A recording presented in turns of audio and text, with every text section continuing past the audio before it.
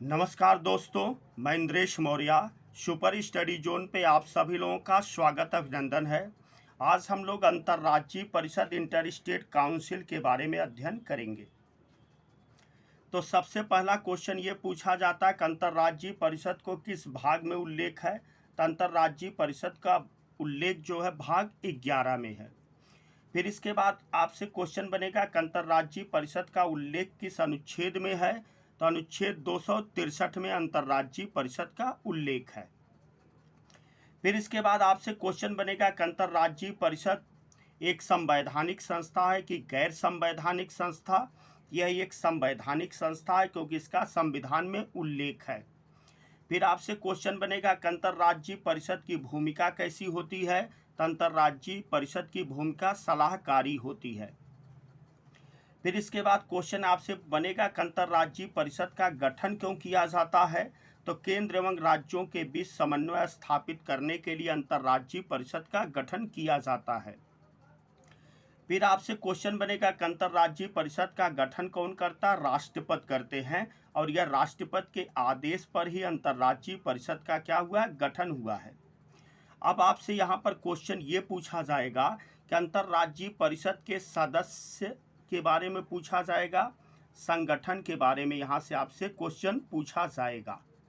अब हम लोग देखते हैं कि अंतर्राज्यीय परिषद के संगठन पर आते हैं। तो सबसे पहला क्वेश्चन बनेगा कि इसके अध्यक्ष कौन होते हैं। प्रधानमंत्री होते हैं। फिर इसके बाद आपसे उपाध्यक्ष पूछा जाएगा। तो अंतर्राज्यीय परिषद के उपाध्यक्ष होते हैं केंद्रीय गृह मंत्री होते हैं। फिर सदस्य की बात आएगी कि अंतर्राज्यीय परिषद के सदस्य कौन होते हैं। तो अंतर्राज्यीय परिषद के सदस्य सभी राज्यों के मुख्यमंत्री होते हैं। फिर उसके साथ साथ केंद्र शासित प्रदेशों के मुख्यमंत्री होते हैं। फिर केंद्रीय मंत्रिपरिषद के 6 सदस्य शामिल होते हैं, जिसको नामित करने का काम कौन करते हैं। राष्ट्रपति करते हैं, प्रेसिडेंट करते हैं। फिर इसके बाद ऐसे केंद्र शासित प्रदेश जहां विधानसभा नहीं है, वहां के प्रशासक या उपराज्यपाल भी अंतर्राज्यीय परिषद के सदस्य होते हैं और केंद्रीय गृह सचिव भी अंतर्राज्यीय परिषद के सदस्य होते हैं। अब इसके बाद आपसे क्वेश्चन बनेगा कि अंतर्राज्यीय परिषद के गठन की मांग सबसे पहले कब की गई। तो अंतर्राज्यीय परिषद के गठन की मांग सबसे पहले केरल के मुख्यमंत्री ES नंबूदरीपाद ने सबसे पहले की। फिर इसके बाद सरकरिया आयोग ने भी अंतर्राज्यीय परिषद के गठन का सुझाव दिया। फिर प्रथम प्रशासनिक सुधार आयोग ने भी अंतर्राज्यीय परिषद के गठन का सुझाव दिया। फिर आपसे क्वेश्चन ये बनेगा कि अंतर्राज्यीय परिषद की स्थापना कब होती है। तो यहाँ पर विशेष तौर से ध्यान देना होगा कि अंतर्राज्यीय परिषद की स्थापना 28 मई 1990 में होती है और उस समय भारत के प्रधानमंत्री कौन है। BP सिंह हैं, विश्वनाथ प्रताप सिंह हैं।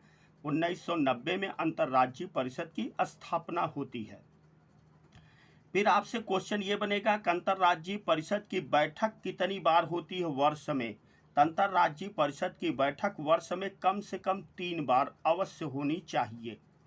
फिर आपसे क्वेश्चन बनेगा कि अंतर्राज्यीय परिषद की अध्यक्षता कौन करता है। तो अंतर्राज्यीय परिषद की अध्यक्षता प्रधानमंत्री करते हैं और यदि प्रधानमंत्री अनुपस्थित हैं तो अंतर्राज्यीय परिषद की अध्यक्षता गृह मंत्री करेंगे या प्रधानमंत्री द्वारा नियुक्त कैबिनेट का कोई सदस्य करता है अंतर्राज्यीय परिषद की अध्यक्षता। तो आज हम लोग यहीं तक अध्ययन करेंगे। वीडियो को अधिक से अधिक लाइक करें, शेयर करें। जय हिंद।